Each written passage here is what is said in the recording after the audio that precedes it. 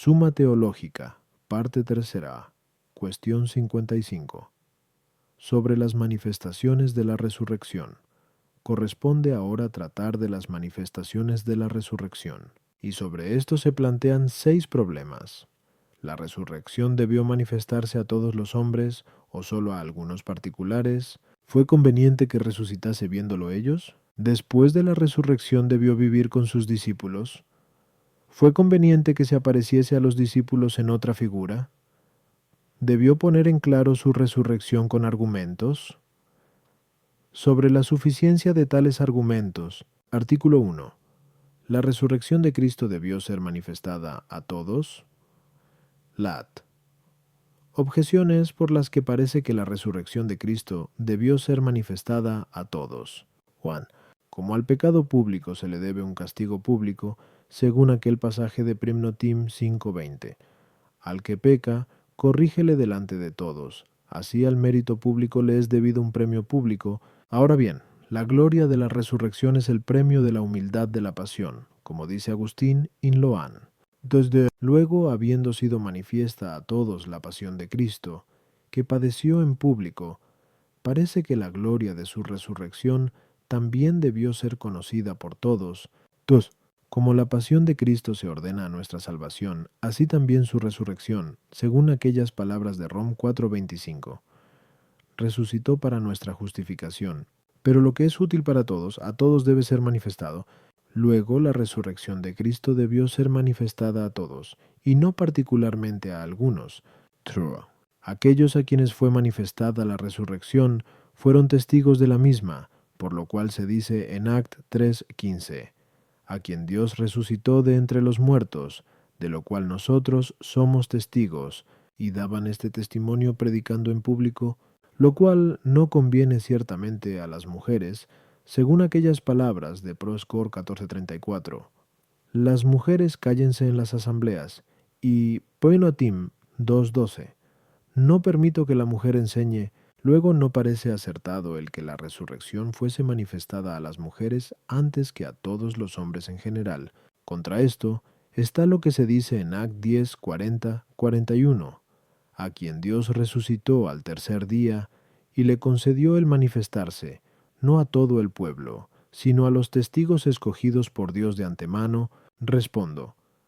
Entre las cosas conocidas, unas lo son por una ley común de la naturaleza, otras, en cambio, por un don especial de la gracia, como acontece con las cosas reveladas por Dios.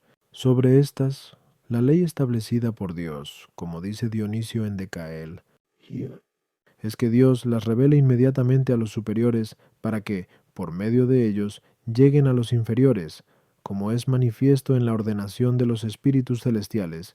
Ahora bien, lo que toca a la gloria futura excede el conocimiento común de los hombres, según estas palabras de Is 64:4. El ojo no ha visto sin ti, oh Dios, lo que has preparado para los que te aman, y, por tal motivo, este género de cosas no es conocido por el hombre, a no ser que Dios se lo revele, como dice el apóstol, en 1 Cor 2:10. A nosotros nos lo reveló Dios por medio de su Espíritu. Por consiguiente, al haber resucitado Cristo con una resurrección gloriosa, ésta no fue manifestada, por esa causa, a todo el pueblo, sino a algunos, por cuyo testimonio llegaría a conocimiento de los demás. A las objeciones. 1. La pasión de Cristo se realizó en un cuerpo que tenía todavía una naturaleza pasible, que todos conocen por ley natural, y por eso, la pasión de Cristo pudo ser inmediatamente manifestada a todo el pueblo. En cambio, la resurrección de Cristo tuvo lugar por la gloria del Padre, como dice el apóstol, en Rom 6:4, y por tal motivo no fue manifestada a todos, sino a algunos. Que a los pecadores públicos se les imponga un castigo público ha de entenderse del castigo de la vida presente, y del mismo modo es justo que los méritos públicos sean recompensados públicamente, para que los demás sean estimulados. Pero las penas y los premios de la vida futura no son manifestados públicamente a todos, sino particularmente a aquellos escogidos por Dios de antemano.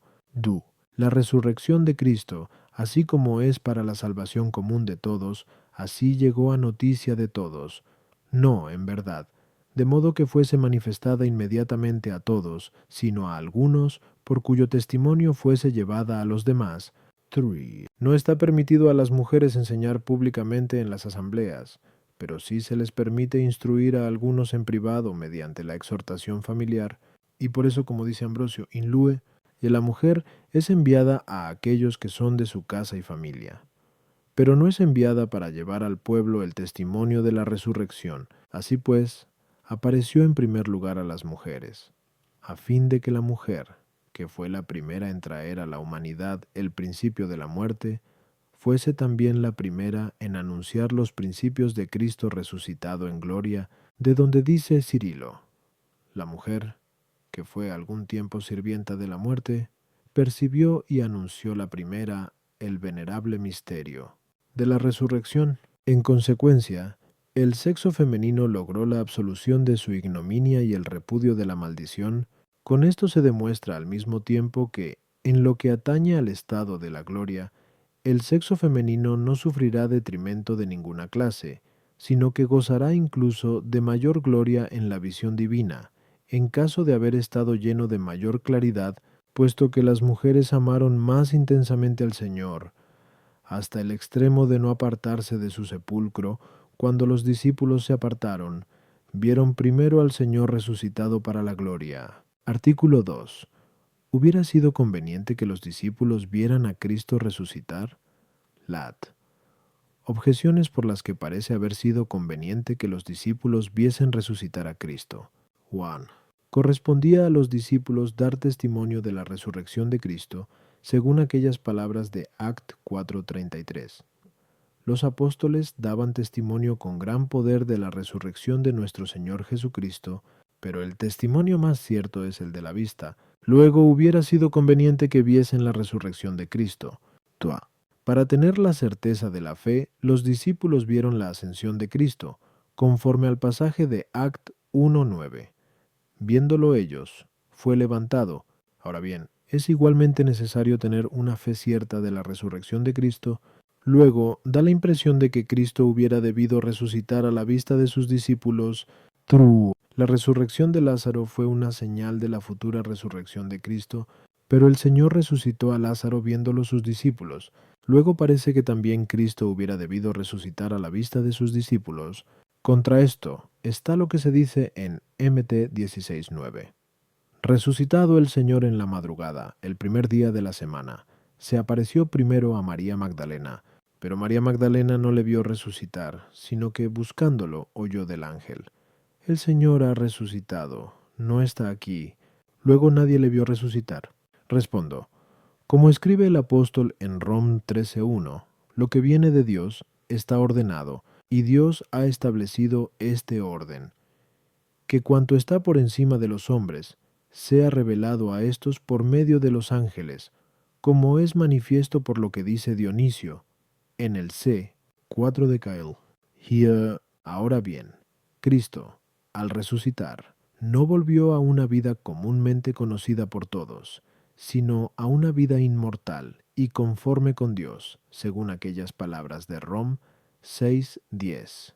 Viviendo, vive para Dios, y, por este motivo, la resurrección de Cristo no debió ser vista inmediatamente por los hombres, sino que debieron comunicársela a los ángeles, por lo cual dice Hilario, Supermat, que un ángel es el primer mensajero de la resurrección, a fin de que ésta fuera anunciada mediante una servidumbre de la voluntad del Padre. A las objeciones 1. Los apóstoles pudieron dar testimonio de la resurrección de Cristo incluso de vista, porque con fe de testigos oculares vieron a Cristo vivo después de la resurrección, cuando sabían que había muerto. Mas, así como a la visión bienaventurada se llega por la audición de la fe, así los hombres llegaron a la visión de Cristo resucitado mediante lo que antes escucharon de los ángeles. La ascensión de Cristo, por lo que se refiere al punto de partida, no trascendía el conocimiento común de los hombres, sino sólo en lo que atañe al término de llegada. Y, por este motivo, los discípulos pudieron ver la ascensión de Cristo en cuanto al punto de partida, esto es, en cuanto que se levantaba de la tierra, pero no la vieron en cuanto al término de llegada, porque no vieron cómo fue recibido en el cielo. Ahora bien, la resurrección de Cristo trascendía el conocimiento común, lo mismo en lo que se refiere al punto de partida, cuando su alma volvió de los infiernos y su cuerpo salió del sepulcro cerrado, que en lo que atañe al término de llegada, cuando alcanzó la vida gloriosa, y, por consiguiente, la resurrección no debió realizarse de suerte que fuese vista por los hombres. 3. Lázaro resucitó para volver a la misma vida que había tenido antes, la cual no excede el conocimiento ordinario de los hombres, y por tanto la razón es distinta. Artículo 3. ¿Cristo después de la resurrección debió vivir continuamente con sus discípulos? Lat. Objeciones por las que parece que Cristo, después de su resurrección, hubiera debido vivir con sus discípulos. Juan. Cristo se apareció a sus discípulos después de la resurrección para confirmarles en la fe de la misma y para llevar el consuelo a los tristes, según aquellas palabras de JN 20:20. Los discípulos se alegraron al ver al Señor, pero su certeza y su consuelo hubieran sido mayores si continuamente se hubiese hecho presente entre ellos.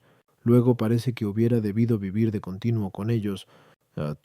Cristo resucitado no subió al cielo al instante sino pasados 40 días, como se lee en Act 1:3. Ahora bien, durante este tiempo intermedio, en ningún otro sitio pudo estar mejor que donde estaban sus discípulos reunidos. Luego parece que debió haber vivido continuamente con ellos. Se lee que el mismo día de la resurrección Cristo se apareció 5 veces, como dice Agustín en el libro de Consensu Evang. Primero, a las mujeres junto al sepulcro. Segundo, a las mismas en el camino, cuando regresaban del sepulcro. Tercero, a Pedro. Cuarto, a 2 que iban a una aldea. Quinto, a varios en Jerusalén, cuando estaba ausente Tomás. Luego parece que también en los restantes días anteriores a su ascensión debió aparecérseles, por lo menos varias veces.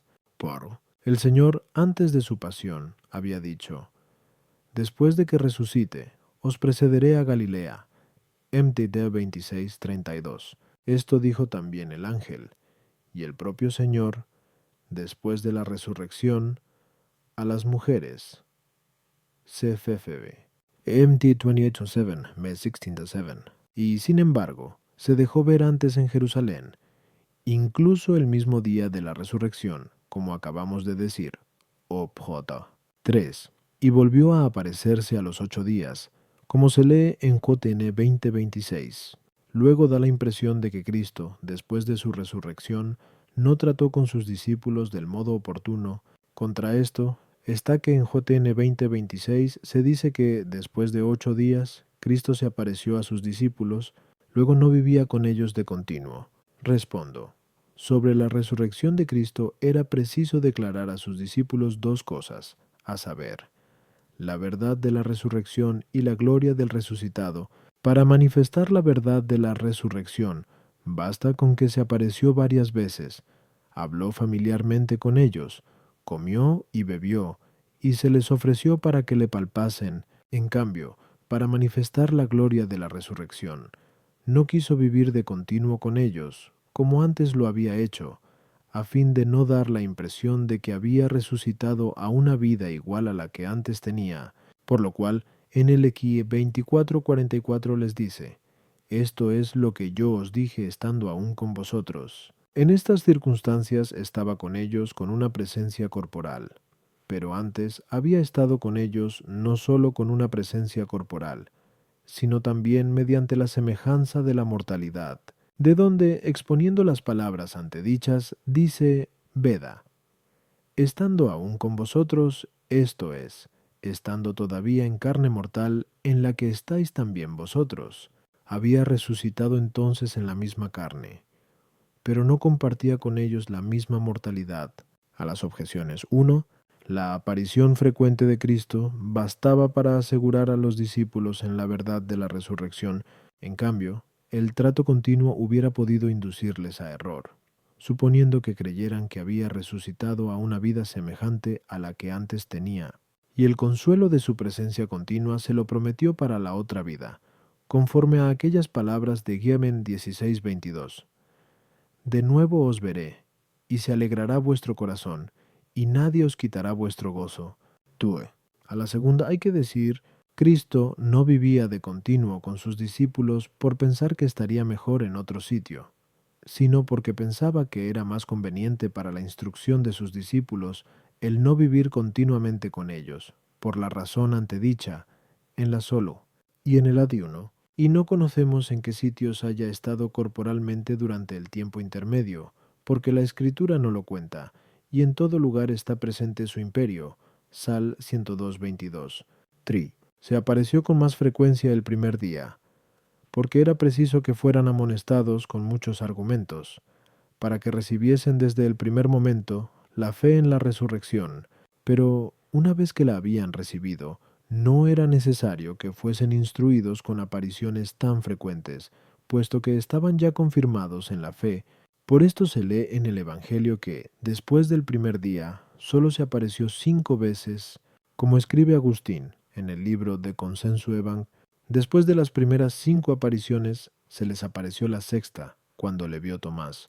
La séptima, junto al mar de Tiberíades, en la pesca de los peces. La octava, en un monte de Galilea, según Mateo 28:16, estando sentados a la mesa por última vez, puesto que ya no volverían a comer con él en la tierra.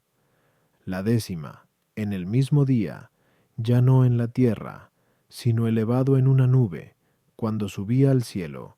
Pero no todas las cosas están escritas, como declara Juan 21:25. Antes de que subiese al cielo, su trato con ellos era frecuente, y esto para consuelo de los mismos, por lo cual también en 1 Cor 15:6-7 se dice que se apareció a más de 500 hermanos a la vez. Después se apareció a Santiago, apariciones que no menciona el Evangelio.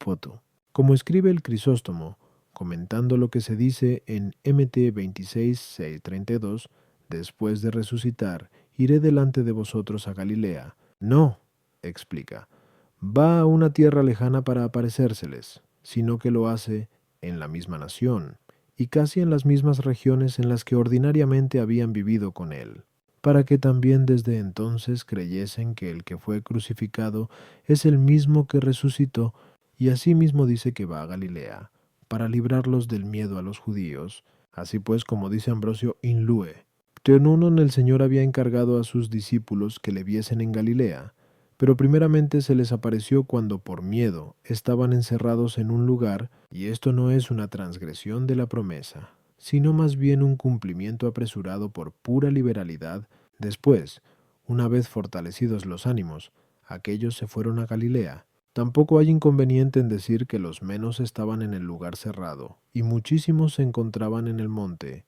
y, como dice Eusebio, 2 evangelistas, a saber, Lucas y Juan, Lese 24:36, JN 20:19, cuentan que se apareció en Jerusalén solamente a los 11, pero los otros dos, MT 28:7, 10, Mac 16:7, dicen que el ángel y el Salvador mandaron no solo a los 11, sino también a todos los discípulos y hermanos que se apresurasen a ir a Galilea, a los cuales recuerda Pablo cuando dice: después se apareció a más de 500 hermanos a la vez, Puna Cor 15:6, pero la solución más cierta es que primeramente se apareció, 1 o 2 veces, a los que estaban escondidos en Jerusalén, con el fin de consolarlos, pero en Galilea se manifestó no a escondidas, ni 1 o 2 veces, sino con gran poder, presentándoseles vivo después de su pasión, con muchas pruebas evidentes,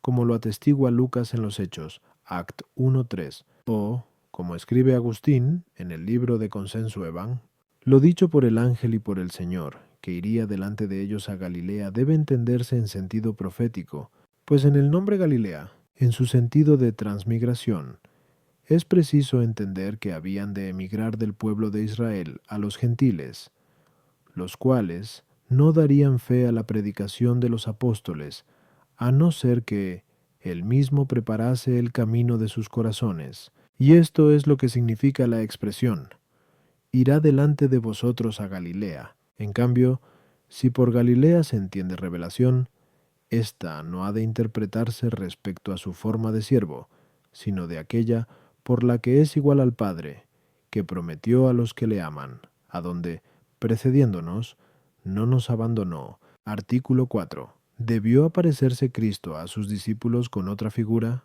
Lat. Objeciones por las que parece que Cristo no debió aparecerse a sus discípulos con otra figura. 1.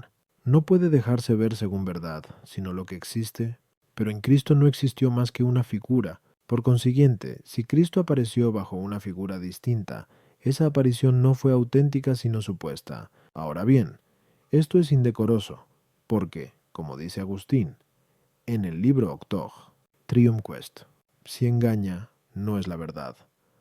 Pero Cristo es la verdad. Luego parece que Cristo no debió aparecerse a los discípulos bajo otra figura. Tú, nada puede aparecer bajo una figura distinta de la que tiene, a no ser que los ojos de quienes la miran queden desorientados mediante engaños, pero los engaños de esta clase, por lograrse por medio de artes mágicas, no convienen a Cristo, según aquellas palabras de 2 Cor 6:15. ¿Qué concordia hay entre Cristo y Belial? Luego da la impresión de que no debió aparecerse en una figura distinta. Tará. Así como nuestra fe se asegura por la Sagrada Escritura, así también los discípulos fueron certificados en la fe de la resurrección por las apariciones de Cristo. Ahora bien, como dice Agustín en su epístola Ad Hieronymum, si se admite una sola mentira en la Sagrada Escritura, quedará pulverizada toda su autoridad. Luego con que Cristo haya aparecido una sola vez a sus discípulos bajo una figura distinta a la que tenía, se vendría abajo lo que los discípulos vieron en él después de la resurrección. Esto es inaceptable, por consiguiente, no debió aparecerse bajo una figura distinta. Contra esto está lo que se narra en Mac 16:12. Después de esto se apareció bajo otra figura a 2 de ellos cuando iban a una aldea. Respondo, como se acaba de exponer, a 1 y 2. La resurrección de Cristo debía manifestarse a los hombres en la forma en que les suelen ser reveladas las cosas divinas, pero los hombres las conocen de acuerdo con la diversidad de sus sentimientos, porque los que tienen el alma bien dispuesta reciben las cosas divinas según la verdad. En cambio, los que no tienen la mente bien dispuesta las captan con una cierta mezcla de duda y de error, pues el hombre animal no capta las cosas del Espíritu de Dios, como se dice en Binocor 2:14. Y, por este motivo, Cristo, después de la resurrección, se apareció en su propia figura a algunos que estaban dispuestos para creer, pero se apareció bajo otra figura, a quienes ya daban la impresión de ir poniéndose tibios respecto de la fe. Por lo que decían, nosotros esperábamos que sería Él el que iba a redimir a Israel. Laco 24:21.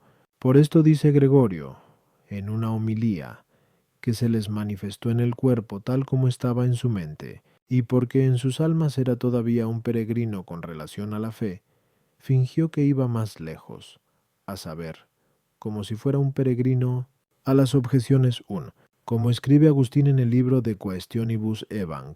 No todo lo que fingimos es mentira, pero cuando fingimos algo que nada significa, entonces hay mentira. En cambio, cuando nuestra ficción se aplica a un significado, no hay mentira, sino una figura de la verdad. De otro modo, todo lo que los santos y sabios varones, e incluso el mismo Señor, han dicho figuradamente, sería tenido por mentira porque, conforme al sentido comúnmente aceptado, la verdad no consiste en expresiones de esa clase, y así como se fingen las palabras, así se fingen también los hechos para significar algo sin mentira alguna. Y así sucede en este caso, como acabamos de decir, en la Sol Polaria. Tú, como escribe Agustín en el libro de Consensu Evang, el Señor podía transformar su cuerpo, de suerte que su figura fuese verdaderamente distinta de la que acostumbraban a ver, ya que también antes de la pasión se transfiguró en el monte, de modo que su rostro resplandecía como el sol, pero ahora no sucedió así. No es ningún desatino pensar que el impedimento en los ojos de los discípulos provino de Satanás, para que no conociesen a Jesús, de donde, en Lec 24:16, Se dice que sus ojos estaban impedidos, para que no le reconociesen. 3. La objeción alegada tendría valor en caso de que los discípulos, de la vista de la figura distinta, no hubieran sido conducidos a contemplar la verdadera figura de Cristo.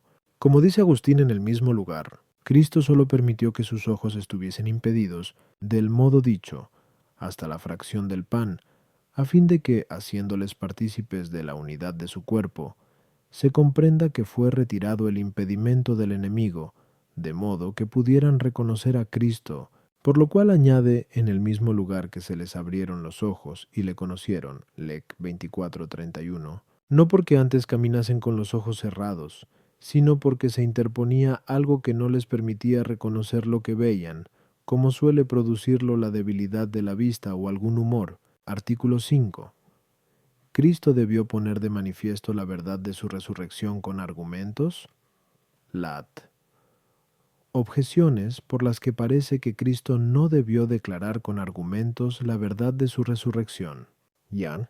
Dice Ambrosio, donde se busca la fe, sobran los argumentos. Pero acerca de la resurrección de Cristo se requiere la fe. Luego sobran los argumentos. Ta. Gregorio escribe, carece de mérito la fe a la que la razón humana proporciona pruebas. Ahora bien, no era propio de Cristo anular el mérito de la fe. Luego no le correspondía a él confirmar su resurrección con argumentos. Cristo vino al mundo para que por medio de él consiguiesen los hombres la bienaventuranza, según aquellas palabras de Jotén 10:10. Yo he venido para que tengan vida y la tengan en abundancia, pero con las manifestaciones de argumentos de este género parece que se suministra un obstáculo para la bienaventuranza, puesto que, por boca del mismo Señor, se dice en JN 20:29, bienaventurados los que no vieron y creyeron. Luego da la impresión de que Cristo no debió manifestar su resurrección por medio de algunos argumentos. Contra esto está que en Act 1:3 se dice, Cristo se apareció a sus discípulos por espacio de 40 días con muchas pruebas, hablándoles del reino de Dios. Respondo, el argumento se denomina de dos maneras. Unas veces se llama argumento a cualquier razón que hace ver una cosa dudosa. Otras, por argumento, se entiende algún signo sensible que se aduce para la manifestación de una verdad.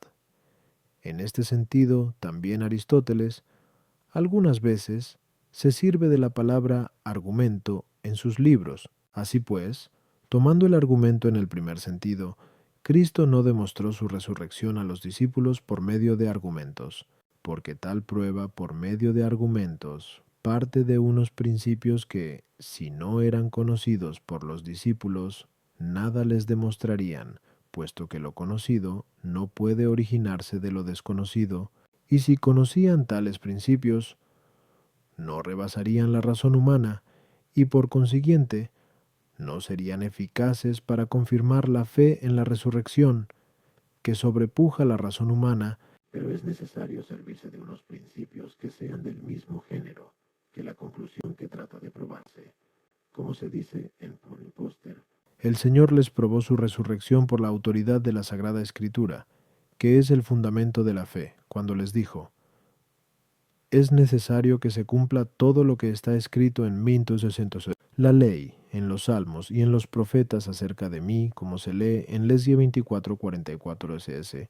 En cambio, si se toma el argumento en el segundo sentido, entonces se dice que Cristo les dio a conocer su resurrección por medio de argumentos, en cuanto que demostró con algunas señales evidentísimas que de verdad había resucitado. Por esto en el texto griego, donde nosotros leemos con muchos argumentos, en vez de argumentos se emplea la palabra tekmerion, que significa señal evidente para demostrar. Cristo manifestó a sus discípulos señales de esta clase acerca de su resurrección por dos motivos. Primero, porque sus corazones no estaban dispuestos para admitir fácilmente la fe en la resurrección. Por esto les dice él mismo, en Lec 24:25, oh insensatos y tardos de corazón para creer. Y en Mac 16:14 se lee, les echó en cara su incredulidad y su dureza de corazón. Segundo, para que mediante las señales de esta clase a ellos manifestadas, el testimonio de éstos se hiciese más eficaz, según aquellas palabras de 1 JN 1:1:2. lo que hemos visto y oído, y lo que nuestras manos palparon, eso testificamos. A las objeciones. 1. En el texto alegado, habla Ambrosio de los argumentos de razón, los cuales nos sirven para probar las cosas de fe, como acabamos de demostrar, en la Sol. El mérito de la fe nace de que el hombre, en virtud de un mandato divino, cree lo que no ve, por lo cual solo excluye el mérito, aquella razón que hace ver por vía de ciencia lo que es propuesto para ser creído, y de esta clase es la razón demostrativa, pero Cristo no invocó razones de este tipo para manifestar su resurrección. 3. Como se acaba de afirmar ad 2, el mérito de la bienaventuranza, causado por la fe, no se excluye totalmente a no ser que el hombre no quiera creer sino lo que ve. Pero el que uno crea en las cosas que no ve por la contemplación de ciertas señales, no anula por completo la fe ni el mérito de ésta, como también Tomás, a quien se dijo, porque me has visto, has creído, J. Sahonn 20:29, vio una cosa y creyó otra, vio las llagas y creyó en Dios. Sin embargo, tiene una fe más perfecta el que no exige ayudas de esta naturaleza para creer, de donde para inculpar la falta de fe de algunos, dice en JN 4:48 el Señor, si no veis señales y prodigios, no creéis. Y, de acuerdo con esto, se comprende que los que son tan prontos para creer en Dios, que no necesitan de señales, son bienaventurados en comparación con aquellos que no creen más que si ven tales señales. Artículo 6. Los argumentos alegados por Cristo fueron suficientes para probar la verdad de su resurrección. Lat. Objeciones por las que parece que los argumentos alegados por Cristo, CFE, MT 28, MAC 16, LS 24, JN 20, 21, Act 1.1, 11, no fueron suficientes para probar la verdad de su resurrección. 1. Cristo, después de su resurrección, nada mostró a sus discípulos que también los ángeles, apareciéndose a los hombres, no les hayan mostrado o no hayan podido demostrarles, pues los ángeles se han aparecido a los hombres con frecuencia en forma humana, y hablaban, vivían y comían con ellos, como si fuesen verdaderos hombres, como es evidente en Gen 18, a propósito de los ángeles hospedados por Abraham. Y en el libro de Tobías 5:5, con el ángel que le acompañó y le volvió a traer, y, sin embargo, los ángeles no tienen verdaderos cuerpos que les estén naturalmente unidos, cosa que se requiere para la resurrección. Luego las señales que Cristo ofreció a sus discípulos no fueron suficientes para probar su resurrección. Duo. Cristo resucitó con una resurrección gloriosa, esto es, teniendo a la vez la naturaleza humana junto con la gloria, pero Cristo manifestó a sus discípulos algunas cosas que parecen contrarias a la naturaleza humana, por ejemplo, que desapareció de su vista, Lag 24:31, y que entró donde ellos estaban, cerradas las puertas, JRN 20:19, 26. Otras da la impresión de que fueron contrarias a su gloria, Putus, Igor, que comió y bebió, Lag 24:43, JN 21:12, Act 1:4, 10:41, e incluso que conservó las cicatrices de las heridas, LC 24:39, JN 20:20, 27. Luego parece que tales argumentos no fueron suficientes ni convenientes para que manifestasen su fe en la resurrección. 3. El cuerpo de Cristo, después de la resurrección, no era de tal condición que debiera ser tocado por el hombre mortal, por lo cual él mismo dijo a la Magdalena, no me toques, porque aún no he subido a mi Padre. Nain 20:17. Por consiguiente, no convino que se ofreciese como palpable a sus discípulos con el fin de manifestar la verdad de su resurrección. Por, asimismo, entre las dotes del cuerpo glorioso, la principal parece ser la claridad. Sin embargo, en la resurrección, no la muestra con argumento alguno. Luego parece que aquellos argumentos fueron insuficientes para manifestar la cualidad de la resurrección de Cristo. 5. Los ángeles invocados como testigos de la resurrección parecen insuficientes por esta discrepancia entre los evangelistas. Efectivamente, el ángel que vieron las mujeres es descrito por MT 28.2 como sentado sobre la piedra removida, mientras que Mac 16.5 lo presenta dentro del sepulcro donde entraron las mujeres, y por otra parte, según JN 20.12, son dos los ángeles sentados dentro del sepulcro, mientras que el EC 24.4 los presenta como dos varones que están de pie. Luego los testimonios sobre la resurrección parecen incongruentes. Contra esto está que Cristo, que es la sabiduría de Dios, Minanacor 1.24, dispone todas las cosas con suavidad y de manera conveniente, como se dice en Sab 8.1. Respondo, Cristo dio a conocer su resurrección de dos maneras, a saber, con testimonios y con argumentos o señales, y ambas manifestaciones fueron suficientes en su género. Se sirvió, efectivamente, de un doble testimonio para manifestar su resurrección a los discípulos, ninguno de los cuales puede refutarse. El primer testimonio es el de los ángeles, que anunciaron la resurrección a las mujeres, como es evidente por todos los evangelistas. El otro es el testimonio de las Escrituras, que él mismo declaró para manifestación de su resurrección, como se dice en Legeo 24:25 44 css. También los argumentos fueron suficientes para probar su resurrección verdadera, e incluso gloriosa. Que su resurrección fuera verdadera, lo probó de un primer modo por parte del cuerpo, acerca del cual manifestó tres cosas. Primera, que era un cuerpo verdadero y sólido, no fantástico y ligero, como lo es el aire, y lo demostró presentando su cuerpo como palpable, puesto que, en LC 24:39, él mismo dice, palpad y ved, porque un espíritu no tiene carne ni huesos, como veis que yo tengo. Segunda, probó que era un cuerpo humano, manifestándoles su verdadera figura, que veían con sus ojos. Tercera, les probó que era numéricamente el mismo cuerpo que antes había tenido, al presentarles las cicatrices de sus heridas, por lo cual se lee en Levítico 24, 38, 39. Les dijo, ved mis manos y mis pies, que soy yo mismo. De un segundo modo les probó la verdad de su resurrección por parte del alma unida otra vez al cuerpo. Y esto lo probó mediante las operaciones de una triple vida, primero por la obra de la vida nutritiva, puesto que comió y bebió con sus discípulos, como se lee en Leque 24, 30, 43. Segundo, por las obras de la vida sensitiva, ya que respondía a las preguntas de los discípulos, y saludaba a los que se hallaban presentes, con lo que demostraba que veía y que oía.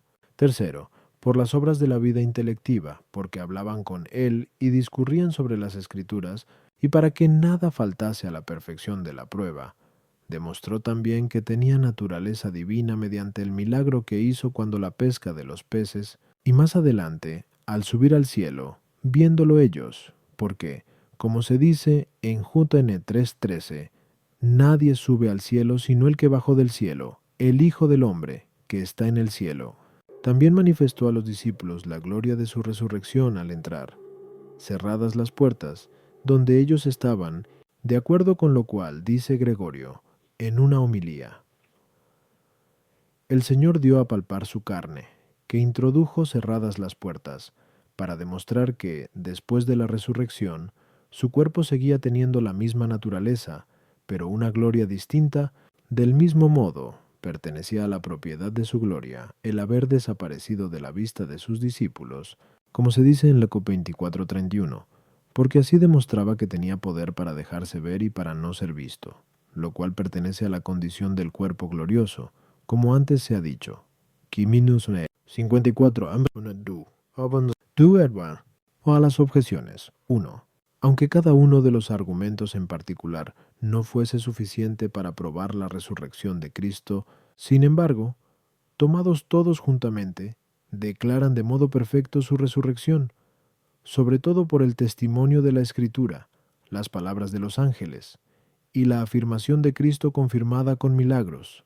Pero los ángeles, cuando se aparecían, no afirmaban que eran hombres, como afirmó Cristo de sí mismo ser verdadero hombre, y sin embargo, de una manera comía Cristo, y de otra los ángeles. Pues, al no ser los cuerpos tomados por los ángeles cuerpos vivos o animados, su comer no era auténtico, aunque fuese verdadera la masticación del alimento y la deglución en el interior del cuerpo asumido. Por esto dijo el ángel, en Tob 12, 18, 19, estando con vosotros, daba la impresión de comer y beber como vosotros, pero yo me sirvo de una comida invisible. En cambio, al ser el cuerpo de Cristo verdaderamente animado, su comer fue auténtico. Como dice Agustín en 13 de Siv, Dei, lo que se quita a los cuerpos de los resucitados no es la facultad, sino la necesidad de comer. ¿De dónde? Como escribe Beda, Cristo comió porque quiso, no porque lo necesitó. Tua, como se acaba de exponer en la Sol, Cristo alegaba unos argumentos para probar la verdad de su naturaleza humana y otros para demostrar la gloria del resucitado. Ahora bien, la condición de la naturaleza humana, considerada en sí misma, es decir, en cuanto a su estado presente, se opone a la condición de la gloria, según aquellas palabras de Prine Cor 15:43. Se siembra en flaqueza y se levanta en poder. Y, por este motivo, los argumentos aducidos para probar la condición gloriosa dan la impresión de ser contrarios a la naturaleza, no en absoluto, sino teniendo en cuenta el estado presente, y viceversa. Por eso dice Gregorio, en la homilía citada, que el Señor mostró dos cosas admirables y muy opuestas entre sí según la razón humana después de resucitado. Manifestó, en efecto, que su cuerpo era incorruptible y no obstante palpable. 3. Como escribe Agustín in Loan, sumo el Señor dijo, no me toques, pues aún no he subido a mi Padre, para que en aquella mujer se simbolizase la iglesia de los gentiles, que no creyó en Cristo, sino cuando hubo subido al Padre, o así quiso Jesús que se creyese en él, esto es, así quiso ser tocado espiritualmente, porque Él y el Padre son una misma cosa. Pues en cierto modo sube al Padre, con sus pensamientos interiores, aquel que progresa de tal modo que le reconoce igual al Padre. Ésta, en cambio, todavía creía carnalmente en Él, puesto que le lloraba como hombre. El que se lea en otra parte, MT 28:9, que María tocó a Cristo, cuando junto con las otras mujeres se acercó y asió sus pies, no supone una dificultad, como dice Severiano, puesto que aquello alude a la figura, esto se refiere al sexo. Aquello versa sobre la gracia divina, esto sobre la naturaleza humana, o, como explica el Crisóstomo, esta mujer deseaba tratar con Cristo igual que antes de la pasión. Por efecto de la alegría no pensaba en nada grande, aunque el cuerpo de Cristo se había vuelto mucho mejor al resucitar, y por eso dijo, todavía no he subido a mi Padre, como si dijera, no pienses quejo llevo una vida terrena. El que me veas en la tierra se debe a que todavía no he subido a mi Padre, pero está a la mano el que suba, por lo que añade, subo a mi Padre y a vuestro Padre. Tiene 20:17. For, como escribe Agustín en Ad Orosium, el Señor resucitó con un cuerpo lleno de claridad, pero no quiso aparecerse a sus discípulos con esa claridad, porque no hubieran podido mirarla con sus ojos, pues si antes de morir y resucitar por nosotros, cuando se transfiguró en la montaña, sus discípulos no pudieron verle, cuánto menos podrán contemplarle cuando su cuerpo está lleno de claridad. También es preciso tener en cuenta que el Señor, después de su resurrección, quería mostrar, sobre todo, que Él era el mismo que había muerto. Esta intención podía ser impedida en caso de manifestarles la claridad de su cuerpo, porque el cambio que se produce en el aspecto acusa en grado máximo la diversidad de lo que se contempla, ya que la vista juzga principalmente los sensibles comunes, entre los que se encuentran lo uno y lo mucho, o lo idéntico y lo diverso, pero antes de la pasión, para que los discípulos no mirasen con desdén la flaqueza de la misma, Cristo procuraba especialmente mostrarles la gloria de su majestad, que sobre todo pone de manifiesto la claridad del cuerpo y, por este motivo, antes de la pasión, mostró de antemano su gloria a los discípulos por medio de la claridad. En cambio, después de la resurrección, la manifestó por medio de otras señales. 5.